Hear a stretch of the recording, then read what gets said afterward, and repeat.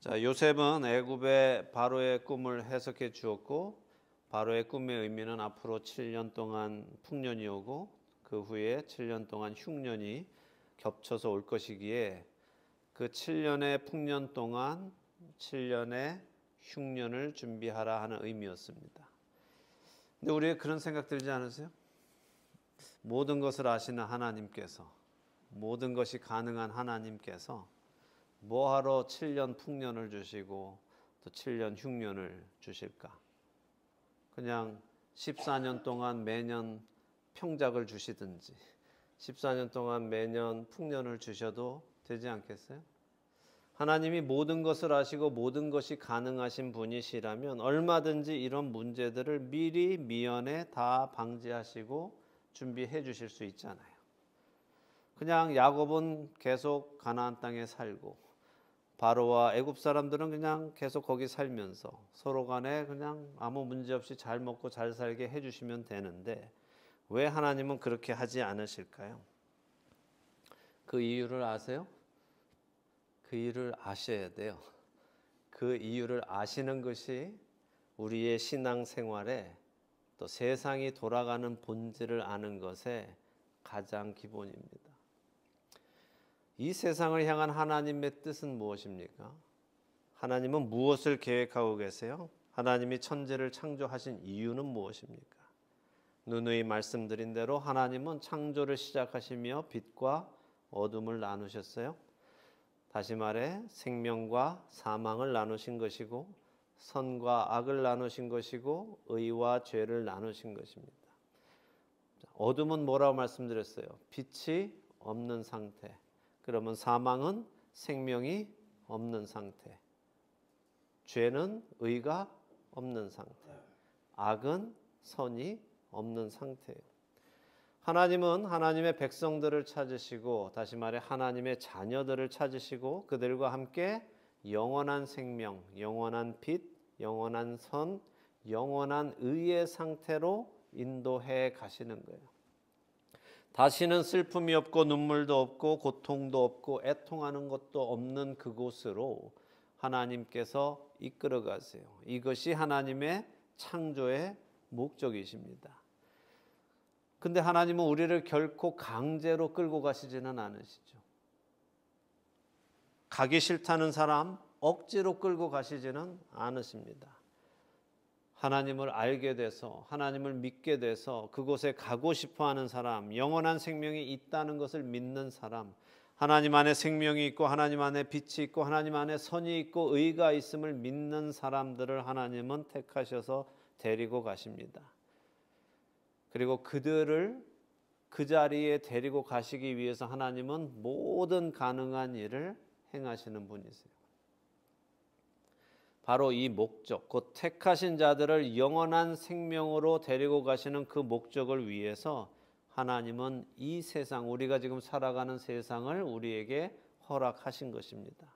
이것이 바로 세상이 존재하는 이유이고 본질입니다. 하나님은 우리에게 이 세상에 유한한 시간을 주셨어요. 유한한 장소와 유한한 시간을 우리에게 주셨습니다. 그리고 무엇을 하라고 하시는 거예요? 영원한 시간을 준비하라는 거예요. 이곳에서 유한한 시간 동안 우리가 영원한 시간을 준비하게 하시기 위해 하나님께서는 이 모든 일을 행하고 계시는 것입니다. 왜 하나님이 7년의 풍년을 주시고 7년의 흉년을 주시는가? 시간이 있을 때, 아직 기회가 있을 때에 아무것도 할 수 없는 때가 다가오니 그때를 준비해야 하는 것을 우리의 세상 삶 속에서 하나님은 계속해서 우리에게 교훈을 주시고 깨닫게 하시고 알게 하시는 것입니다. 아직 기회가 있을 때, 기회가 없을 때를 준비하는 것, 이것이 바로 예수님께서 누가복음 16장에 해주신 불의한 청지기의 주제입니다. 주인의 소유를 낭비하는 청지기를 주인이 알게 됐죠. 그래서 주인은 어떻게 해요? 그 청지기에게 너 소문이 안 좋아. 너가 내 재산을 낭비한다고 들었어. 그러니까 네가 그동안 하던 일을 다 정리해서 나한테 가져오고 너는 이제 일 그만둬라 얘기했습니다. 그때 그 불의한 청지기가 갑자기 자신이 이제 잘리게 됐죠. 일자리가 없어지게 됐죠. 어떻게 합니까? 생각하죠. 일을 하자니 땅을 파자니 힘이 없고 남에게 빌어먹자니 부끄러워서 못하겠고 어떻게 합니까? 그래, 주인에게 빚을 진 자들에게 그 빚을 크게 깎아줘서 그들을 나의 편으로 만들자라고 생각했어요. 자, 그렇게 하는 그것을 보고 주인이 그 불의한 청지기를 어떻게 했습니까? 너가 일을 지혜롭게 했다라고 하죠. 많은 사람들이 이 예수님의 비유를 잘못 이해해서 혼란스러워하죠. 아니 어떻게 저 잘못한 애를 지혜롭다라고 말할 수 있는가? 그 주인이 한 얘기는 주인의 재산을 막 그렇게 주인에게 빚진 사람들의 빚을 막 깎아주는 걸 잘했다라고 이야기하는 것이 아니라 너에게 이제 아무것도 할 수 없는 때가 오는데 지금 무언가 할 수 있는 그때에 아무것도 할 수 없는 그때를 준비한 네가 지혜로운 거다라고 이야기한 것입니다. 그의 행동이 지혜로운 게 아니라 그가 아무것도 할 수 없는 날이 온다는 걸 알기 때문에 무엇이든 할 수 있는 그때에 그것을 준비한 것이 지혜로운 거죠. 그래서 예수님께서 뭐라고 하세요? 그 비유를 해주시고 누가복음 16장 8절에 이 세대의 아들들, 이 세상에 속한 아들들이 빛의 아들들보다 더 지혜롭다라고 말씀하신단 말이에요. 왜? 걔네들은 자기들이 먹고 살 궁리를 하더라는 거예요. 아무것도 할 수 없는 때가 올 때 지금 뭔가 할 수 있을 때 그날을 위해 준비하는데 이 빛의 아들들 하나님께 선택받은 사람들은 영원한 세상을 지금 여기에서 준비하지 않고 있더라라고 예수님이 지적하시는 거죠. 이 세상 사람들은 저마다 자신이 지혜롭다고 스스로 똑똑하다고 믿고 살아갑니다. 그러나 미래를 준비하지 못하는 사람, 자신이 아무것도 할 수 없는 그때를 위해서 지금 무언가 할 수 있는 이때에 준비하지 못하는 사람은 지혜롭지 못한 우둔한 사람들입니다. 우둔한 사람이 아니라 지혜로운 사람이 되시는 여러분 되시기를 축원합니다. 자, 오늘 본문을 보면서 두 가지 여러분과 생각해 보기 원합니다. 먼저 본문을 함께 읽겠습니다. 창세기 41장 46절에서 55절입니다. 창세기 41장 46절부터 55절까지 함께 읽겠습니다. 요셉이 애굽 왕 바로 앞에 설 때에 30세라. 그가 바로 앞을 떠나 애굽 온 땅을 순찰하니 7해 풍년에 토지 소출이 심히 많은지라. 요셉이 애굽 땅에 있는 그 7년 곡물을 거두어 각 성에 저장하되 각 성읍 주위의 밭의 곡물을 그 성읍 중에 쌓아두매 쌓아둔 곡식이 바다 모래같이 심이 많아 세기를 그쳤으나 그 수가 한이 없었음이더라. 흉년이 들기 전에 요셉에게 두 아들이 나되 곧 온의 제사장 보디베라의 딸 아스낫이 그에게서 낳은지라. 요셉이 그의 장남의 이름을 므낫세라 하였으니 하나님이 내게 내 모든 고난과 내 아버지의 온 집 일을 잊어버리게 하셨다 하며 차남의 이름을 에브라임이라 하였으니 하나님이 나를 내가 수고한 땅에서 번성하게 하셨다 함이었더라. 애굽 땅에 7해 풍년이 그치고 요셉의 말과 같이 7해 흉년이 들기 시작하매 각국에는 기근이 있으나 애굽 온 땅에는 먹을 것이 있더니 애굽 온 땅이 굶주림에 백성이 바로에게 부르짖어 양식을 구하는지라. 바로가 애굽 모든 백성에게 이르되 요셉에게 가서 그가 너희에게 이르는 대로 하라 하니라. 아멘. 자, 여러분과 함께 나누고 싶은 두 가지 중에 첫 번째는 오늘 설교 제목처럼 므낫세입니다. 므낫세라는 요셉의 아들을 얘기하려는 것이 아니라 자신의 아들을 므낫세라 이름 짓는 요셉을 생각해 보자는 말씀입니다. 다시 요셉의 시작으로 우리가 또 돌아가 보죠. 요셉이 17살 소년이었을 때 하나님은 요셉에게 꿈을 꾸게 해 주셨습니다.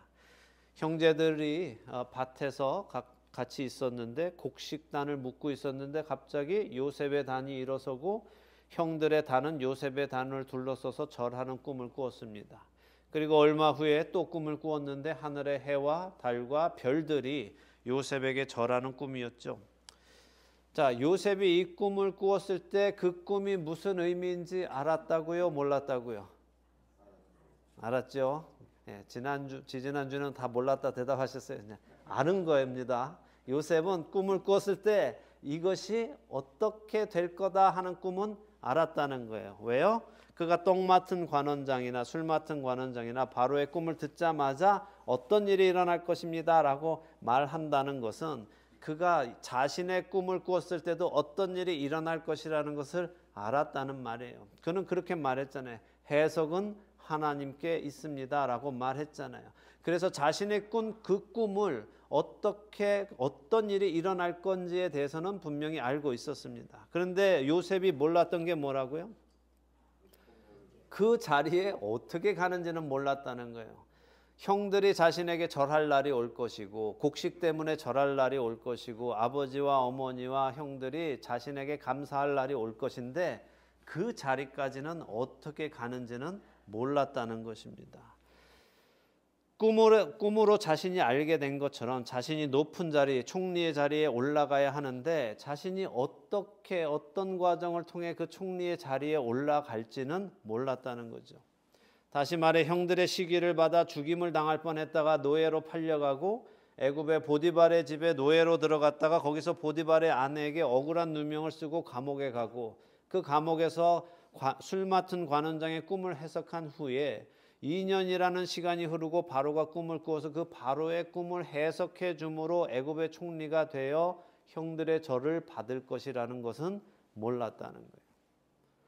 그래서 그의 삶은 자신의 꿈에 의하면 높은 곳으로 올라가야 하는데도 불구하고 자신의 삶은 계속해서 높은 데로 올라가는 것이 아니라 자꾸 더 낮은 데로 내려가고 채색 옷을 입었던 사람이 그 채색 옷이 벗겨지고 노예의 옷이 입혀지고 노예의 옷이 벗겨지고 죄인의 옷을 입게 되는 그 과정 속에서 그는 낙담할 수밖에 없었고 내가 잘못된 길로 가고 있다라고 생각할 수밖에 없었죠. 자신은 이 감옥에 있어야 할 사람이 아니라고 술 맡은 관원장에게 하소연하며 자신을 내보내달라고 요청할 때 우리는 요셉이 자신의 처지가 하나님의 뜻 안에 있다는 것을 알지 못했음을 알 수 있습니다. 그 시간 동안, 그 괴로움의 시간 동안 내가 지금 여기 있어야 해서는 안 되는데 여기 있게 됐어. 나는 하나님의 뜻을 따라서 높은 자리에 올라가야 하는데 내가 지금 너무 낮은 자리에 와 있어. 이렇게 된 이유가 무엇이지? 라고 생각할 때 그의 마음에는 누구를 향한 원한과 분노가 있었겠습니까? 형들을 향해서 그랬겠죠. 이 형들이 잘못해서, 형들이 시기해서, 형들이 나를 미워해서 하나님의 뜻을 방해하고 있었구나라고 아마 생각했었을 겁니다. 당연히 형들을 향해 미움이 생기고 증오가 생겼을 것입니다. 나는 높은 자리로 갈 사람인데 형들 때문에 내가 여기 이렇게 타국의 노예로 끌려와서 죄인의 자리까지 가게 되었다며 형들을 향해 미운 감정을 가졌을 것입니다. 형들 때문에 일이 틀어졌다고 생각했을 것이고 형들 때문에 일이 잘못되었다고 생각했을 것입니다. 근데 오늘 본문을 읽어보니 그가 30세에 바로 앞에 섰습니다. 17살에 꿈을 꿨는데 그리고 팔려와서 지난 13년간 억울한 삶을 보냈습니다. 근데 하루아침에 애굽의 2인자가 되었습니다. 그리고 7년의 시간이 지났습니다. 그 7년 풍년 속에서 요셉은 결혼을 했습니다. 그리고 아들을 낳았어요. 비록 그가 애굽에서 애굽 여인과 결혼을 했지만 그의 아들의 이름을 히브리어로 지어줬습니다. 므낫세라고 지어줬죠.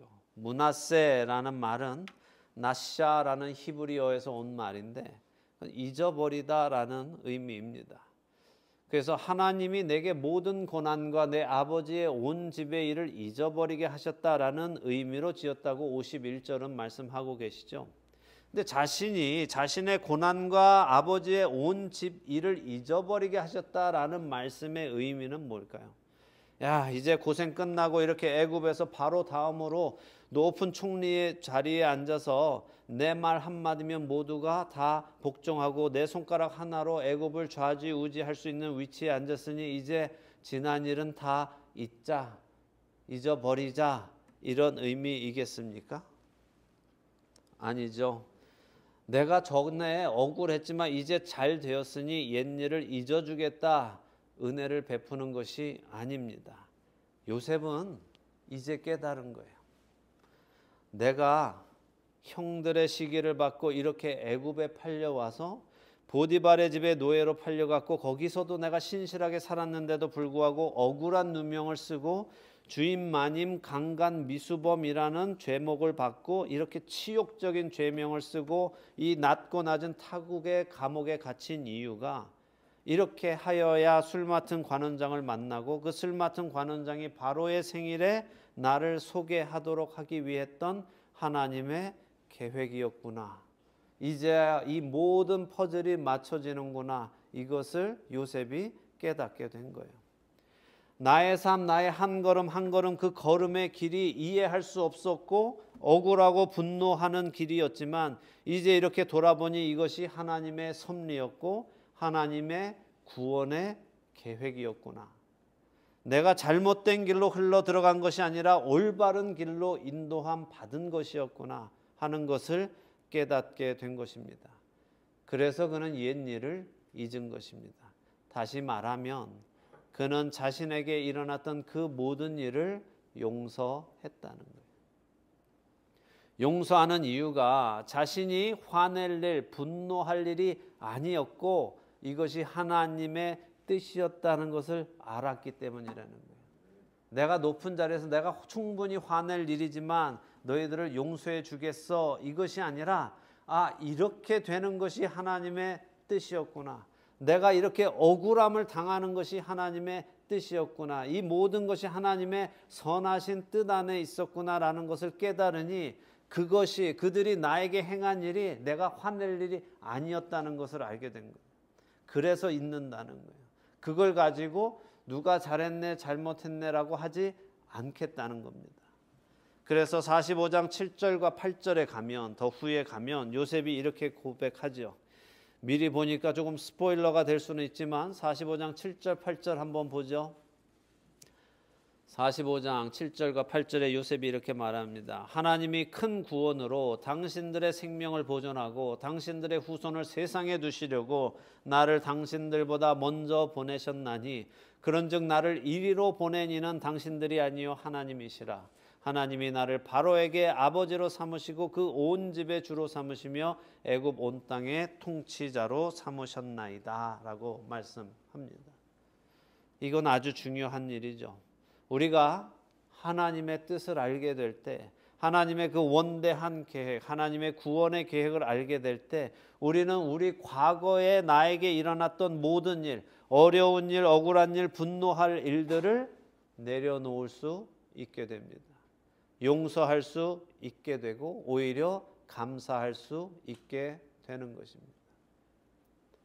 여러분의 마음 안에 누구를 향한 분노가 있습니까? 여러분의 과거에 누군가 여러분에게 행한 그 억울한 일, 그 답답한 일, 그 섭섭한 일이 떠오르십니까? 그것들이 아직도 여러분의 마음 안에 상처로 남아 있습니까? 하지만 여러분 자신을 돌아보시기 바랍니다. 여러분이 오늘의 이 모습으로 있기 위해서 그 일들이 필요했었다는 것을. 그 일들로 인해 여러분들은 하나님을 더 알게 되었고 하나님을 더 신뢰하게 된 것입니다. 모든 것을 아시고 모든 것을 하실 수 있는 하나님께서 여러분에게 그 길을 가도록 하셨다는 것은 그것이 여러분을 빚어가는 데에 필요했던 과정이기 때문입니다. 하나님이 큰 구원으로 당신들의 생명을 보존하고 당신들의 후손을 세상에 두시려고 나를 당신들보다 먼저 보내셨다. 나를 이곳에 보낸 이는 당신들이 아니라 하나님이시다라는 이 고백이 므낫세라는 이름을 짓는 것 안에 담겨 있는 의미인 것입니다. 이것이 깨달아져야 우리는 우리의 과거를 용서할 수 있어요. 그리고 잊을 수 있습니다. 오늘 이 시간 여러분 마음 안에 누군가를 향해 내려놓지 못하는 분노와 실망감과 억울함과 아픔이 있다면 이제 므낫세 하시기 바랍니다. 하나님께서 여러분의 구원을 위하여 그 아픈 일을 허락하셨어요.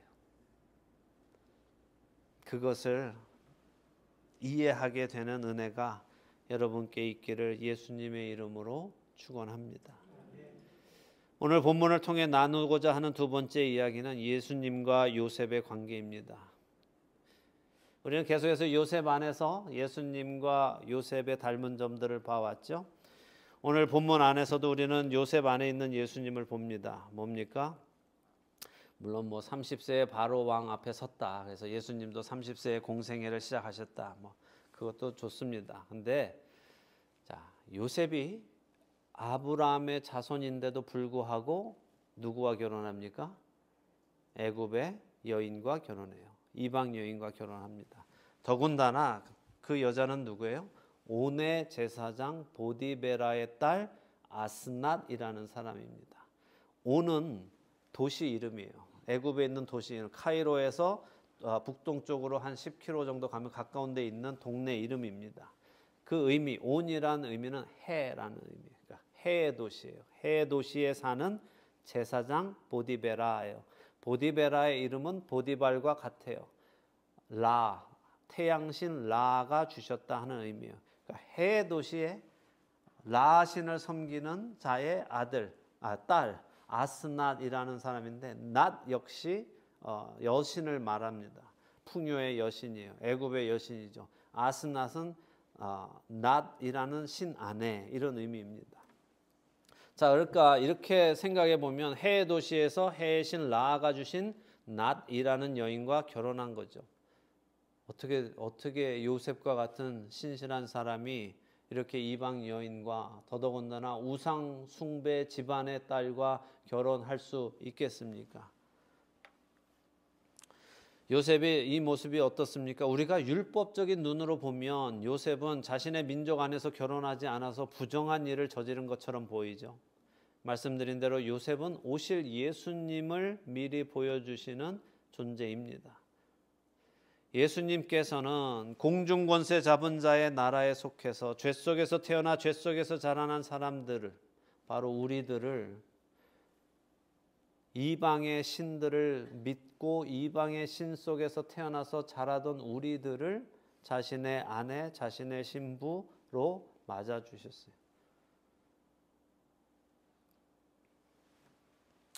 율법적으로 보면 요셉의 결혼은 부정한 결혼이지만 영적으로 보면 우리를 구원하시는 하나님의 은혜가 이 안에 담겨 있는 것입니다.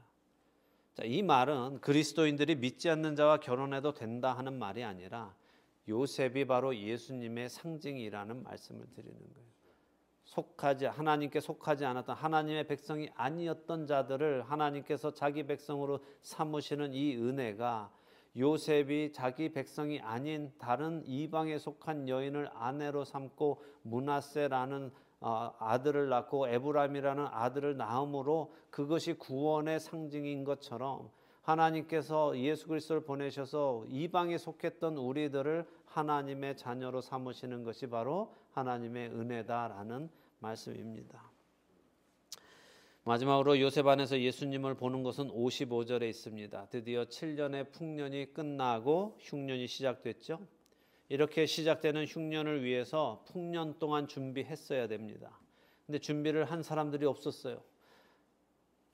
요셉이 분명히 말해줬을 텐데도 불구하고 그 7년의 풍년 동안 사람들이 자신들의 흉년이 올 거에 대한 대비를 하지 않았습니다. 그래서 애굽의 온 땅이 굶주렸고 백성들이 바로에게 부르짖기 시작합니다. 우리 살려주세요. 먹을 것 없습니다 하는 거죠. 근데 그때 바로가 놀라운 말을 하는데 뭐라고 합니까? 애굽의 모든 백성에게 이르되 요셉에게 가서 그가 너희에게 이르는 대로 하라. 자, 살려달라고 부르짖는 백성들, 구원해달라고 부르짖는 백성들에게 바로는 요셉한테 가서 요셉이 시키는 대로 해. 그러면 살아. 라고 말해주는 거죠. 우리 인간에겐 죽음이 다가옵니다. 그 죽음이란 육신의 죽음뿐이 아니라 하나님을 떠나서 영원히 사는 영원한 사망을 말씀드리는 겁니다. 이것을 깨닫는 자들은 하나님께로 나가야 돼요. 내가 하나님, 저 같은 죄인이 어떻게 의로우신 하나님 곁에서 생명을 얻고 영원한 생명을 누릴 수 있습니까? 저를 불쌍히 여겨 주시옵소서라고 부르짖는 자들에게 하나님은 말씀하십니다. 예수에게로 가라. 그리고 그가 너에게 시키는 대로 해라. 변화산에서 하나님은 제자들에게 이렇게 말씀하셨습니다. 이는 내 사랑하는 아들이요 내 기뻐하는 자니 너희는 그의 말을 들으라. 우리가 어떻게 해야 영원한 생명을 얻습니까? 어떻게 비단에 거하고 의 안에 선 안에 생명 안에 거할 수 있습니까? 바로 우리 주 예수 그리스도께서 하시는 말씀을 따를 때에 그렇습니다. 좁은 문을 통해 좁은 길로 가라는 예수님의 말씀을 따를 때, 자기를 부인하고 자기 십자가를 지고 날마다 예수님을 따라오라고 하신 그 말씀을 따를 때에 우리는 영원한 생명을 얻는 것입니다. 요셉을 통해 저들이 생명을 보존받은 것처럼 예수님을 통해 우리의 생명이 보존받기를 원합니다. 우리의 구원자 되시는 예수님을 온전히 받아들이고 그분의 말씀에 순종하며 살아감으로 영원한 생명을 누리는 은혜가 여러분 한 분 한 분에게 있기를 예수 그리스도의 이름으로 축원합니다. 아멘.